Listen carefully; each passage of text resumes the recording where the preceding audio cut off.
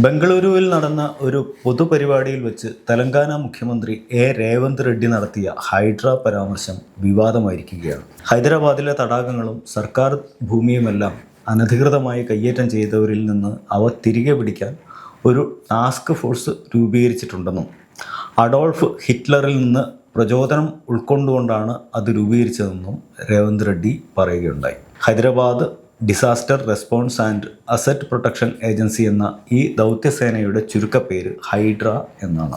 ഹിറ്റ്ലറിൽ നിന്ന് രേവന്ത് റെഡ്ഡി പ്രചോദനം കൊണ്ടു എന്ന പ്രസ്താവന പുറത്തു വന്നതോടെ കടുത്ത വിമർശനമാണ് സംസ്ഥാന പ്രതിപക്ഷമായ ഭാരത് രാഷ്ട്ര സമിതി ഉന്നയിക്കുന്നത്. കേരളത്തിലെ പ്രതിപക്ഷ നേതാവായ പിണറായി വിജയനും വിമർശനവുമായി രംഗത്തുണ്ട്. അതേസമയം ഹൈഡ്ര എന്ന വാക്കിന് ഹിറ്റ്ലറുമായി കാര്യമായ ബന്ധമൊന്നും ഇല്ലെന്നും ചൂണ്ടിക്കാണിക്കപ്പെടുന്നുണ്ട്. 1943 ബ്രിട്ടീഷ് സൈന്യം നാസി ജർമ്മനിക്കെതിരെ നടത്തിയ ഒരു ദൗത്യത്തിൻ്റെ പേര് ഓപ്പറേഷൻ ഹൈഡ്ര എന്നായിരുന്നു. അഡോൾഫ് ഹിറ്റ്ലർക്ക് ഹൈഡ്ര എന്ന പേരിൽ ഒരു എലൈറ്റ് സ്ക്വാഡോ കോർ ടീമോ ഉണ്ടായിരുന്നില്ല. SS, ഗെസ്റ്റപ്പോ തുടങ്ങിയ സൈനിക ഗ്രൂപ്പുകളാണ് ഉണ്ടായിരുന്നത്. ഈ വിഷയത്തിൽ മുഖ്യമന്ത്രി രേവന്ത് റെഡ്ഡി മാർവൽ കോമിക്സുമായും മാർവൽ സിനിമാറ്റിക് യൂണിവേഴ്സുമായും ആശയക്കുഴപ്പത്തിലായെന്ന് നിരീക്ഷിക്കുന്നവരുമുണ്ട്.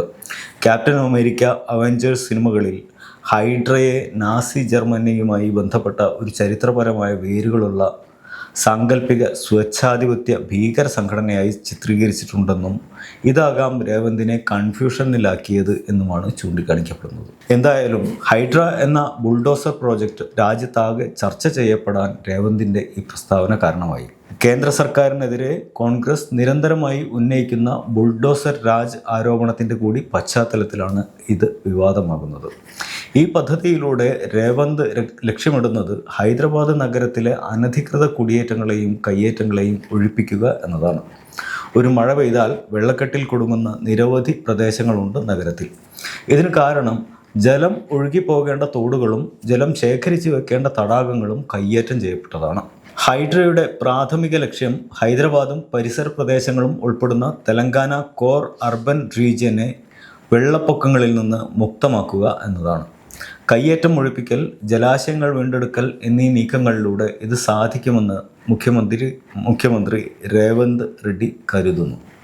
ഹൈദരാബാദിലെ ഏകദേശം 45% തടാകങ്ങളും അനധികൃത നിർമ്മാണങ്ങൾ മൂലം നശിപ്പിക്കപ്പെടുന്നതായാണ് കണക്ക്.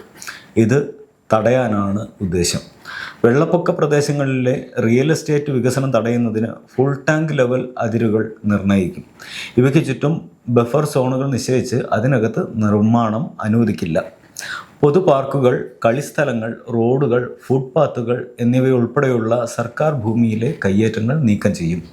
ഇതുമാത്രമല്ല, വെള്ളപ്പൊക്കം തടയുന്നതിനും കാലാവസ്ഥാ പ്രശ്നങ്ങൾ മുൻകൂട്ടി കാണുന്നതിനുമെല്ലാം ഹൈഡ്ര ഏജൻസിക്ക് വമ്പൻ പരിപാടികളുണ്ട്. കാര്യങ്ങൾ ഇങ്ങനെയൊക്കെ ആണെങ്കിലും ആശങ്കകൾ വളരെ വലുതാണ്. ഈ പദ്ധതിയുടെ ഗുണഫലങ്ങൾ മാത്രമാണ് സർക്കാർ പ്രചരിപ്പിക്കുന്നത്. ഇതിലൂടെ വഴിയാധാരമാക്കപ്പെടുക ഹൈദരാബാദ് നഗരത്തിലെ പാവങ്ങളും ഇടത്തരക്കാരുമായിരിക്കും എന്ന് ചൂണ്ടിക്കാണിക്കപ്പെടുന്നു. ഹൈദരാബാദിലെ ചുരുങ്ങിക്കൊണ്ടിരിക്കുന്ന തടാകങ്ങളിൽ വാണിജ്യ കേന്ദ്രങ്ങൾ നിർമ്മിച്ച വൻകിട ഡെവലപ്പർമാരെയും ഭൂമി കയ്യേറ്റക്കാരെയും ലക്ഷ്യം വയ്ക്കുമെന്ന് സർക്കാർ പറയുന്നുണ്ട്. എന്നാൽ വൻകിടക്കാർ കോടതികളെയും മറ്റു പരിഹാരങ്ങളെയും ആശ്രയിക്കും. അവർ നിയമ നടപടികളിലൂടെ കാര്യങ്ങൾ നീട്ടിക്കൊണ്ടുപോകും. പുതിയ സർക്കാർ വരുമ്പോൾ നയങ്ങളിൽ മാറ്റം വന്നേക്കാം. നിലവിലെ സർക്കാരിനെ തന്നെ ഈ വൻസ്രാവുകൾ സ്വാധീനിച്ച് ഊരിപ്പോരാനും ഇടയുണ്ട്. ഇതിൽ യഥാർത്ഥത്തിൽ കുടുങ്ങുക മധ്യവർഗക്കാരും ദരിദ്രരുമാണ്. നിയമപരമെന്ന് രേഖകളുള്ള സ്ഥലം വാങ്ങിയ പല ആളുകളും പിന്നീടാണ് അത് കയ്യേറ്റമാണെന്നും രേഖകൾ വ്യാജ നിർമ്മിതങ്ങളാണെന്നും തിരിച്ചറിയുന്നത്. ഇത്തരക്കാരുടെ കിടപ്പാടം തന്നെ നഷ്ടമാകും. പല മധ്യവർഗ കുടുംബങ്ങളും ജീവിതകാലം മുഴുവൻ അത് നിക്ഷേപിച്ചും വൻതോതിൽ ബാങ്ക് വായ്പകൾ എടുത്തുമാണ് അപ്പാർട്ട്മെൻറ്റോ വില്ലയോ വാങ്ങിയിരിക്കുക.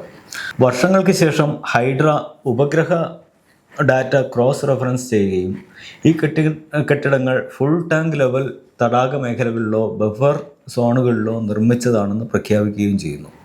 സമ്പന്നർ തങ്ങളുടെ റിയൽ എസ്റ്റേറ്റ് പദ്ധതികൾക്ക് വേണ്ടി തങ്ങളുടെ വക്കീൽ സംഘത്തെ കോടതിയിലേക്ക് പറഞ്ഞയക്കുന്നത് പോലെയല്ല ഇടത്തരക്കാരുടെ കാര്യം. അവർ ജീവിതം കൂട്ടിപ്പിടിച്ച് കോടതി വരാന്തകളിൽ ജീവിതം തള്ളി നിൽക്കേണ്ടി വരും. ഒടുവിൽ പലപ്പോഴും പരാജയപ്പെടുകയും ചെയ്യും. ഇതിൽ ആരും റിപ്പോർട്ട് ചെയ്യുക പോലും ചെയ്യാതെ നടക്കുന്ന ഒഴിപ്പിക്കലുകൾ ദരിദ്രരുടേതാണ്. അവർ അഴുക്കുചാലുകളുടെ തീരത്തും മറ്റും ചേരികൾ ഉറപ്പിച്ച് താമസിക്കുന്നവരായിരിക്കും. ഒരു ബദൽ പദ്ധതിയും ഇല്ലാതെ ഇവരെല്ലാം സർക്കാർ ബുൾഡോസർ ഉപയോഗിച്ച് ഓടിച്ചു വിടുന്നു. കുടിയിറക്കപ്പെട്ട കുടുംബങ്ങളെ സർക്കാർ നിർമ്മിച്ച ഭവന സമുച്ചയങ്ങളിലേക്ക് മാറ്റുന്നത് പോലുള്ള ബദൽ താമസ സൗകര്യങ്ങൾ വാഗ്ദാനം ചെയ്യുന്നുണ്ടെങ്കിലും പുനരധിവാസത്തേക്കാൾ വേഗത്തിലാണ് പൊളിച്ചുമാറ്റലുകൾ നടക്കുന്നത്. വാഗ്ദാനം നിറവേറ്റപ്പെടുമോ എന്നതെല്ലാം കണ്ടു തന്നെ അറിയണം.